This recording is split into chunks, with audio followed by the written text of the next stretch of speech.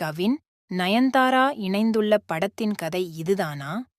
தமிழ் திரைத்துறையில் வளர்ந்து வரும் இளம் நடிகர்களில் ஒருவராக இருக்கிறார் கவின். சமீபத்தில் இவர் நடிப்பில் வெளிவந்த ஸ்டார் படத்திற்கு கலவையான விமர்சனம் கொடுத்தாலும் வசூல் ரீதியாக வெற்றி பெற்றது. இப்படத்தைத் தொடர்ந்து கவின் விஷ்ணு இடவன் இயக்கத்தில் நடிக்கவுள்ளார். தற்காலிகமாக இப்படத்திற்கு கவின் ஜேட்டோ 8 என்று தலைப்பு வைத்துள்ளனர்.